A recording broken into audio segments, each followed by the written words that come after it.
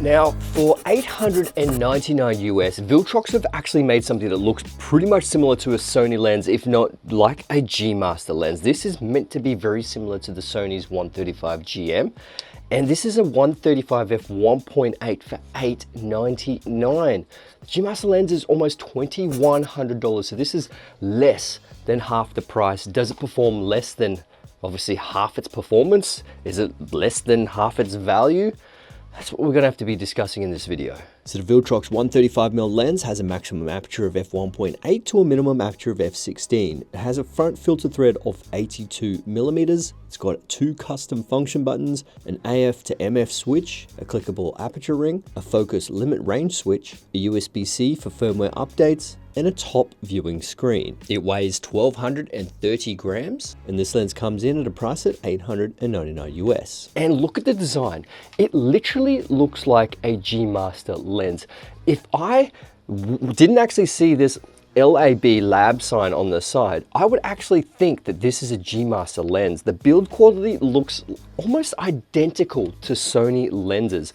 It is absolutely astonishing. The only thing that's massively different is the digital screen that they actually have. Now I'm just going to demonstrate one of the features that I think there should be in all lenses. I think it's actually quite nice. It is a little bit fast when it comes to autofocus, but let me just break this down. This is autofocus, or at least manual focus pulling points. So you can actually program point A and point B in this. So all you need to do is literally put it into manual focus mode. You obviously find your focal point, hold that function button, that selects that obviously A point. You click it again to try and find that B point, then you just manually focus and hit that B point, hold that function button again, and that's set the B point. Then all you have to do is just tap that function button and it will pull from A to B really fast, really snappy, and perfectly accurate. The only thing is that you can't really program the speed of how fast it pulls. You can't do like a natural slow pull. It just goes A, B really fast, which is cool, but it is super duper fast. But the other way of actually doing this is obviously touch to focus on your camera. So if you do actually have a new Sony camera, you can actually touch to focus, but you can also go into your settings and tune it down so it's a little bit slower, so it is a natural focus pull. Or you could obviously go fast, just like, you know, the A to B pull. But obviously you do have to take it into consideration that, you know, you may not tap on the perfect spot that you want it to tap on. When you actually dial in your A-B points, you're kind of dialing the perfect focal point. So, you know, there's pros and cons to both systems. So what's the image quality like on the lens chart? Now this is one portion of the video that is kind of astonishing. Like for $899, you wouldn't expect this to be G Master quality, but in the center, in the corners, all the way through the apertures, it's insane quality and contrast and really low chromatic aberrations. Like, I am completely mind blown with the image quality that is on this lens. But just here's some tennis footage to enjoy, and you can see what the bokeh quality is like. You can see the autofocus, and you can just see the overall look from the A7 IV and the FX6.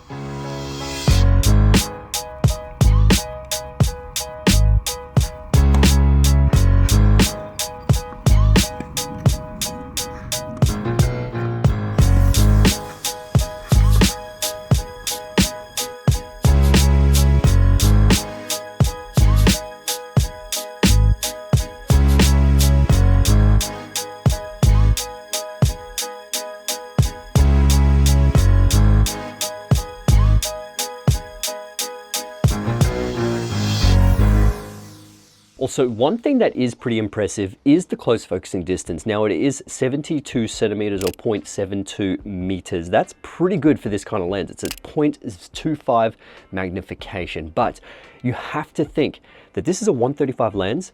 It's an f1.8, so the depth of field is already really shallow. And if you're going really close to the subject, your depth of field obviously decreases, and it is super thin, So if you are taking photos of eyes, you may actually get them out of focus. And this is kind of like a generalized tip with photography and videography.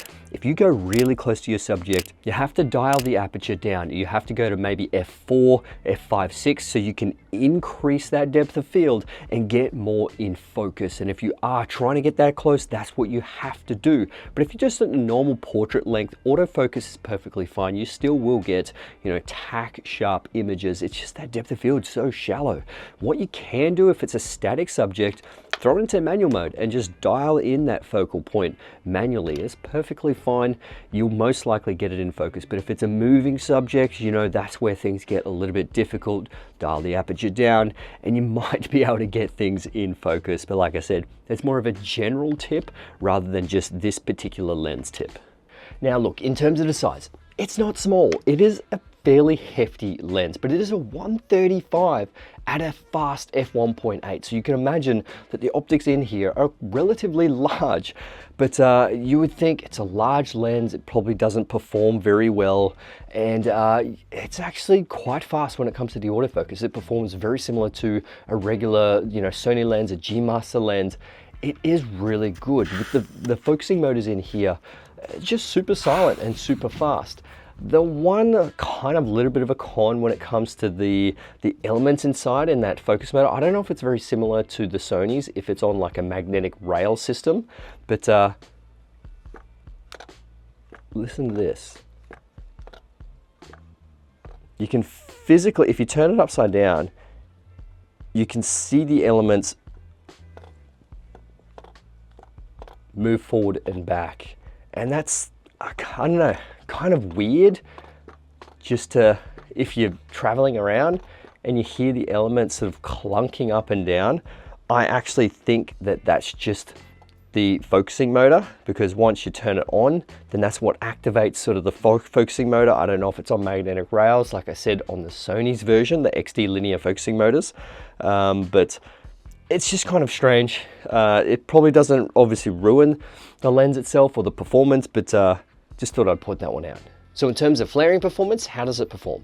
So it doesn't control the flaring like amazingly. You still get some flaring artifacts. It does wash out the image a little bit, ghosts a little bit, but it's not too bad. It still keeps a little bit of contrast and you shouldn't have too many issues. But if you do film backlit or photograph backlit, you do have to take this into consideration.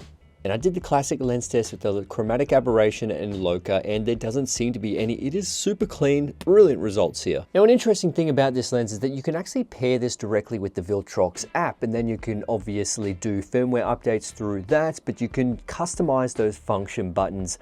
And you can also put a little bit of a screensaver or a startup screen directly on that little display, which is pretty interesting. I put jacked on there.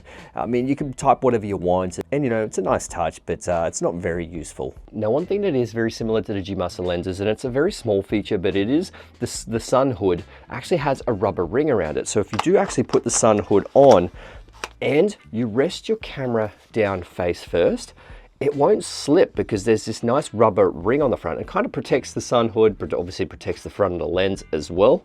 But it just doesn't slip around, which is kind of nice. And you do see it on sort of higher end Sony lenses, which, you know, it's good.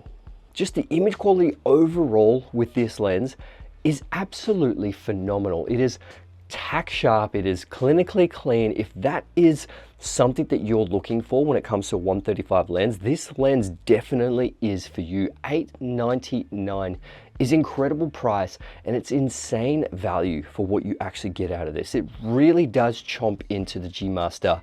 And it kind of makes you think, well, why would I even get the G Master? You know, you've got that weather sealing ring gasket at the bottom there. It's apparently fairly weather sealed. It's got a whole bunch of custom function buttons. It's got that display screen on the top. It's super fast. It's tack sharp. It's just an incredible value lens, and it's really hard to, you know, look past this lens if you're going for something like this. 135mm. Not necessarily my cup of tea. It's too telephoto, but if you are into those long sort of portraits or sports action that you need a fast, you know, f1.8 with, this lens definitely is the go. So anyway, my friends, I hope you enjoyed this video. I will put a link in the description below so you guys can check this one out.